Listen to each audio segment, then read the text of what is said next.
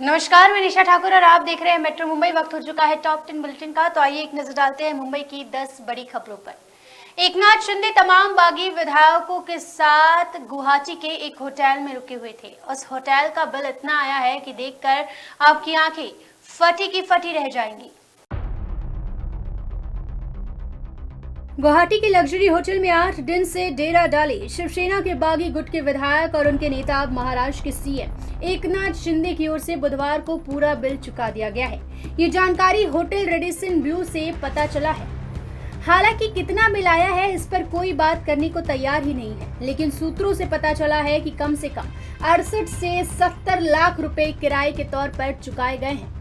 मिली जानकारी के मुताबिक होटल के अलग अलग फ्लोर पर कुल 70 कमरे बुक किए गए थे। इसके साथ ही होटल प्रबंधक ने 22 जून से 29 जून तक बाहर से आए लोगों के लिए रेस्टोरेंट, बैंक्वेट और सुविधाएं बंद कर दी थी। होटल से जुड़े एक अधिकारी ने नाम न बताने की शर्त पे बताया कि महाराष्ट्र के विधायक आम मेहमानों की तरह यहाँ रुके थे। उनकी ओर से पूरा पैसा चुका दिया गया। हालांकि इस अधिकारी ने बिल की राशि के बारे में बताने से इनकार किया। होटल रेडिसन ब्लू की वेबसाइट के मुताबिक अलग अलग कमरों के किराए डायनेमिक है, यानी जिस फ्लाइट की टिकटों की तरह इन दाम भी उपलब्ध के आधार पर दिन तय किए जाते हैं। आपको बता दें कि वही 8 दिन तक उनके खाने में 22 लाख रुपए का खर्च हुआ है, यानी विधायक सिर्फ 22 लाख रुपए का खाना ही खा गए। Bureau report, metro Mumbai.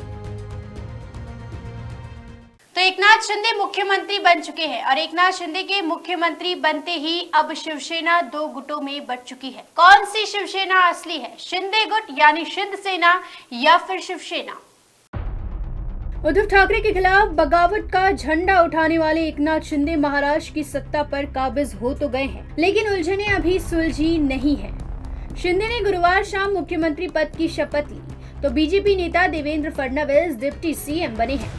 हालांकि एकनाथ शिंदे ना तो शिवसेना से अलग हुए हैं और ना ही किसी पार्टी में शामिल हुए हैं। ऐसे में महाराष्ट्र विधानसभा में शिवसेना सत्ता पक्ष और विपक्ष दोनों ही रूप में दिखेगी, क्योंकि भारतीय राजनीति में ऐसी स्थिति कभी नहीं देखी। महाराष्ट्र की सत्ता में शिवसेना, एनसीपी, कांग्रेस के महाविकास अघाड़ी और बीजेपी के बीच चली आ रही रस्साकशी जो बुधवार को उद्धव ठाकरे की सरकार के गिरने के साथ खत्म हो गई। उद्धव ठाकरे का तख्ता पलट करने वाले एकनाथ शिंदे ने मुख्यमंत्री बनने के साथ ही अब महाराष्ट्र में एक और सियासी घमासान की पिच तैयार कर दी है। शिवसेना बनाम शिवसेना वाली इस जंग में असामान्य टकराव होगी जो सदन से सड़क तक दिखेगी। दिलचस्प बात यह है कि शिवसेना बनाम शिवसेना की जंग में एक तरफ वो समूह है जो शिवसेना के बागी विधायक और नए मुख्यमंत्री एकनाथ शिंदे का समर्थक है। एकनाथ शिंदे खेमे के साथ शिवसेना के 55 में से 39 विधायक है। वहीं दूसरी तरफ शिवसेना के वे सदस्य हैं जो उद्धव ठाकरे के प्रति निष्ठावान हैं। शिंदे के साथ जहां 39 शिवसेना विधायक खड़े हैं तो वहीं उद्धव ठाकरे के साथ 16 विधायक बचे हैं। पिछले दिनों एकनाथ शिंदे ने महाविकास अघाड़ी सरकार के खिलाफ बागी शिवसेना विधायकों के समूह का नेतृत्व किया।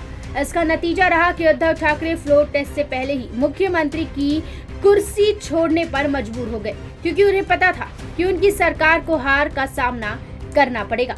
हालांकि महाराष्ट्र के सियासी घटनाक्रम में ऐसा नहीं हुआ। एकनाथ शिंदे ने तो शिवसेना अभी तक छोड़ी नहीं है और ना ही किसी पार्टी में शामिल हुए हैं और ना ही पार्टी बनाने का ऐलान किया है। इस तरह से शिंदे खेमे में 16 विधायक की सदस्यता को समाप्त करने के लिए जरूर उद्धव खेमे की ओर से कवायद की गई है।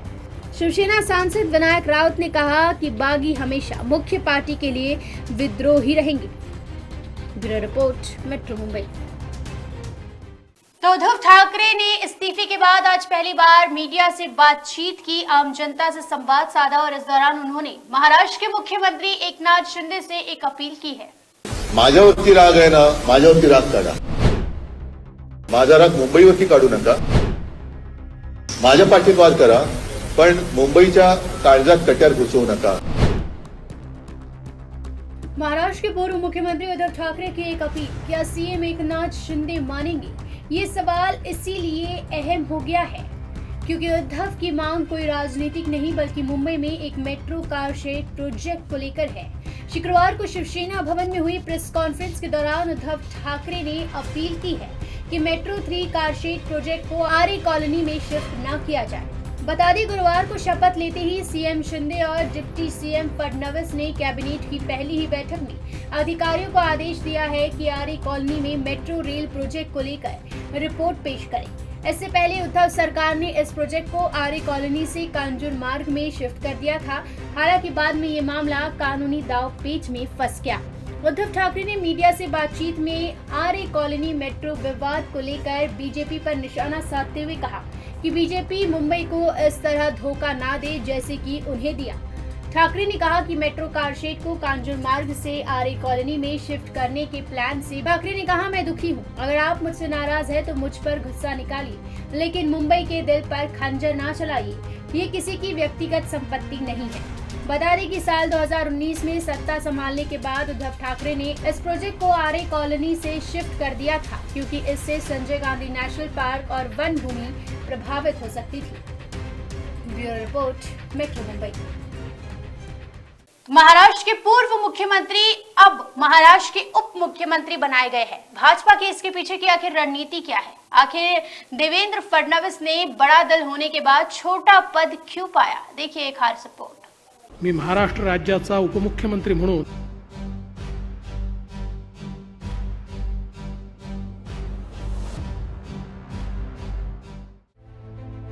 महाराष्ट्र की सियासत में पिछले 10 दिनों में काफी तेजी से उथल पुथल के बाद आखिरकार एनसीपी और कांग्रेस के साथ शिवसेना की बेमेल जोड़ी वाली महाविकास आघाड़ी सरकार गिर ही गई। अब शिवसेना बागी गुट के नेता एकनाथ शिंदे मुख्यमंत्री बन गए हैं, जबकि पूर्व मुख्यमंत्री रहे बीजेपी नेता देवेंद्र फडणवीस उप मुख्यमंत्री की कुर्सी संभालेंगे।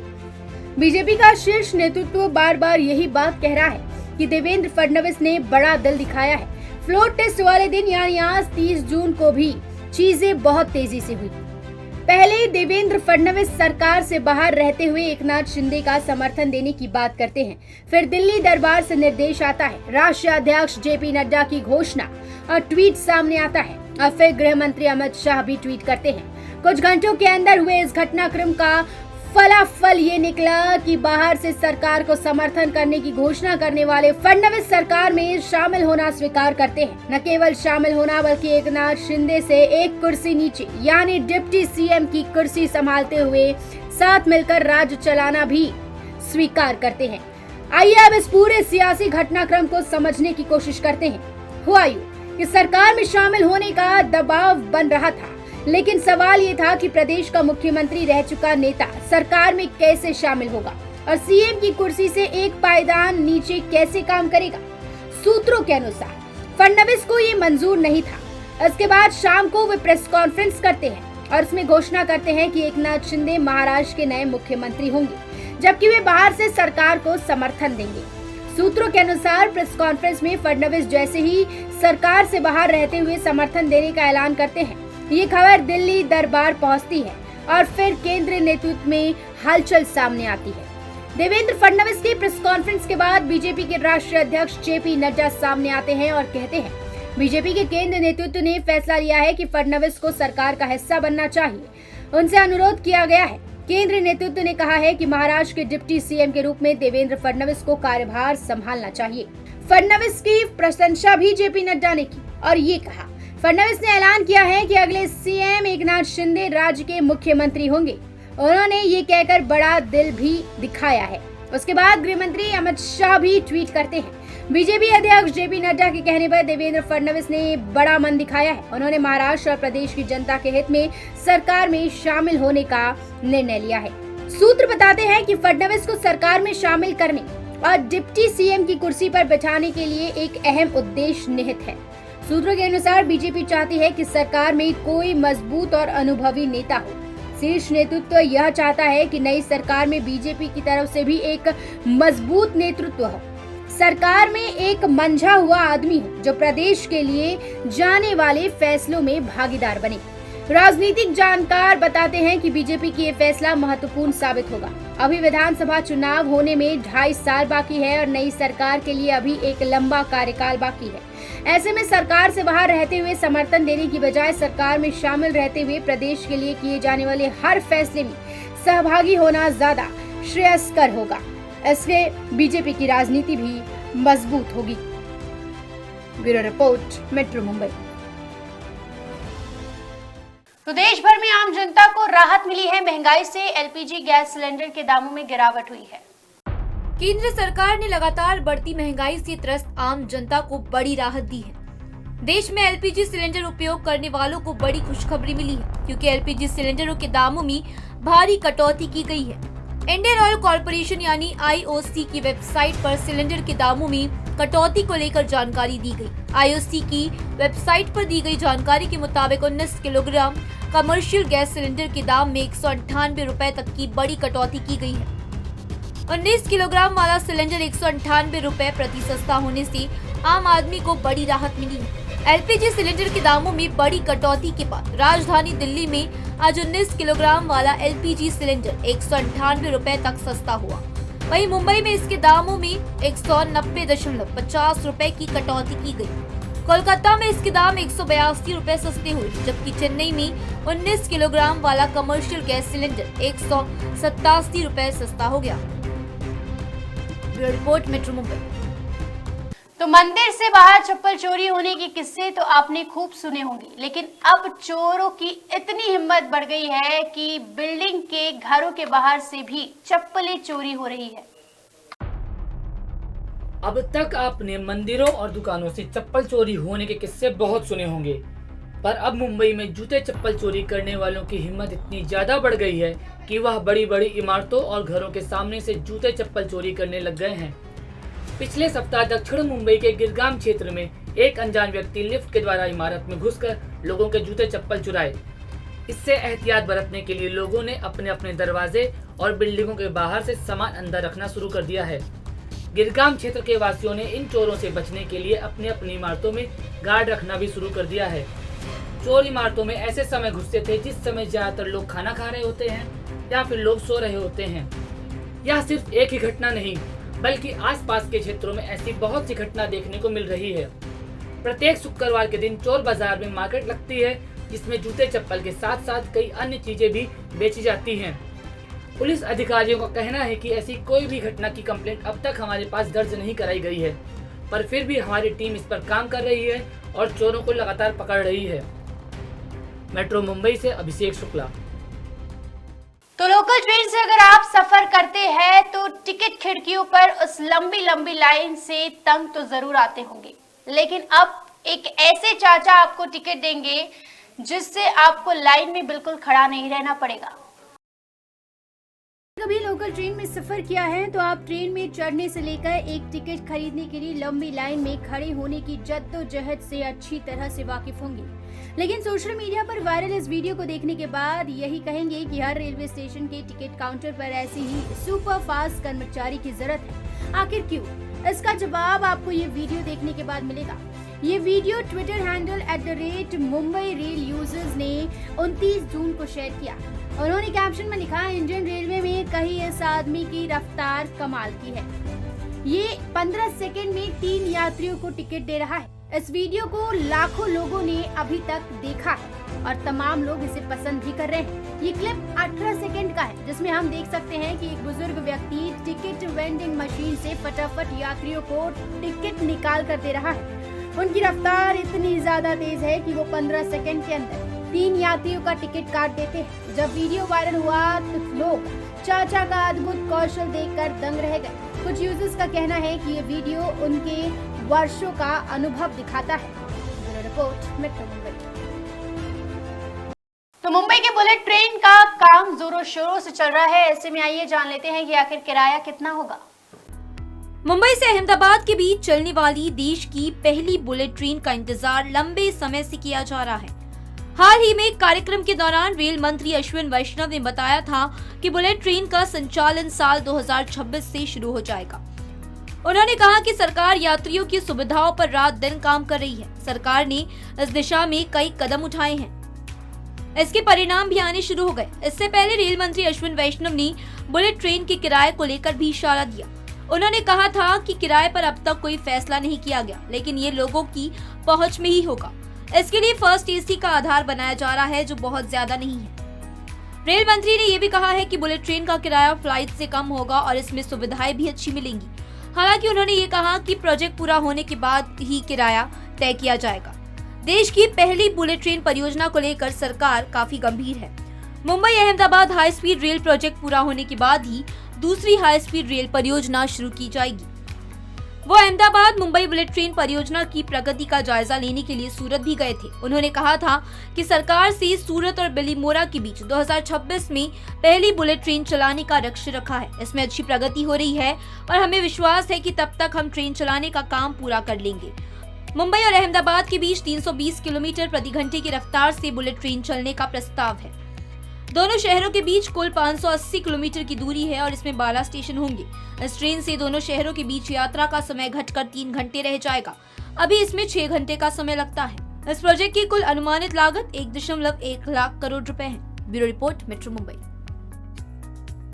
तो गणेश चतुर्थी अब नजदीक है, कोरोना काल अब खत्म हो चुका है, पाबंदियां अब हट चुकी है। तो बीएमसी ने गणेश चतुर्थी के लिए गाइडलाइंस जारी किए हैं।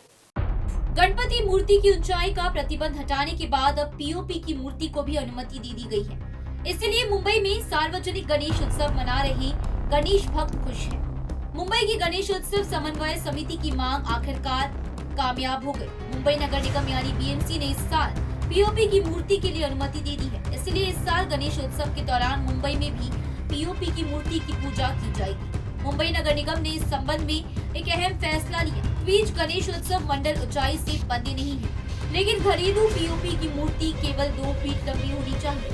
नगर पालिका ने ये स्पष्ट किया है। उधर बीएमसी ने स्पष्ट किया है कि अगले साल से पीओपी की मूर्तियों पर पूरी तरह प्रतिबंध रहेगा। इसलिए कम से कम इस साल गणेशोत्सव में पीओपी की मूर्ति को अनुमति मिलने से गणेश मूर्तिकारों के साथ साथ गणेश भक्तों को बड़ी राहत मिलेगी। कहा जाता है कि पीओपी की मूर्ति से प्रदूषण होता है, इसलिए पीओपी मूर्तियों का उपयोग संभव नहीं। पर्यावरण के अनुकूल मूर्तियों का यथासंभव उपयोग किया जाना चाहिए। हर साल नगर पालिका द्वारा एक अपील की जाती है, लेकिन अब केंद्रीय प्रदूषण नियंत्रण बोर्ड द्वारा जारी दिशा निर्देशों में भ्रम की स्थिति है। कहा गया है कि जारी एसओपी को लेकर कुछ मुद्दे भ्रमित करने वाले थे। अष्टक गणेश उत्सव समन्वय समिति ने नगर पालिका से पीओपी की मूर्तियां बनाने की अनुमति मांगी थी। स्पष्ट किया गया है कि अतुहत मांग को स्वीकार कर लिया गया है। मेट्रो मुंबई के लिए राजेश सोनी की रिपोर्ट। शाहरुख खान के बेटे आर्यन खान को ड्रग्स केस में क्लीन चिट दिया जा चुका है। ऐसे में अब शाहरुख खान के बेटे आर्यन खान ने कोर्ट का दरवाजा खटखटाया है अपना पासपोर्ट वापस पाने के लिए। शाहरुख खान और गौरी खान के बेटे आर्यन खान को लेकर बड़ी खबर सामने आ रही है। अभिनेता के बेटे और क्रूज नारकोटिक्स मामले में जमानत दिए और क्लीन चिट मिले कई महीने बीत चुके हैं। अक्टूबर 2021 में दायर चार्जशीट में नारकोटिक्स कंट्रोल ब्यूरो ने आर्यन खान का नाम नहीं लिया था। ऐसे में अब आर्यन अपना पासपोर्ट वापसी की मांग कर रहे हैं। एक रिपोर्ट में ये बताया गया है कि आर्यन खान ने अपना पासपोर्ट वापस पाने के लिए हाल ही में स्पेशल कोर्ट में अर्जी दाखिल की है। याचिका गुरुवार 30 जून को उनके वकीलों अमित देसाई और मुल्ला के राहुल अग्रवाल के माध्यम से ये याचिका दायर की गई है। आवेदन में आर्यन खान ने उल्लेख किया कि एनसीबी चार्जशीट उनके पास नहीं है और इसीलिए उनका पासपोर्ट वापस किया जाना चाहिए। कोर्ट ने इस पूरे मामले की सुनवाई के लिए 13 जुलाई की तारीख रखी है। Bureau report, metro Mumbai.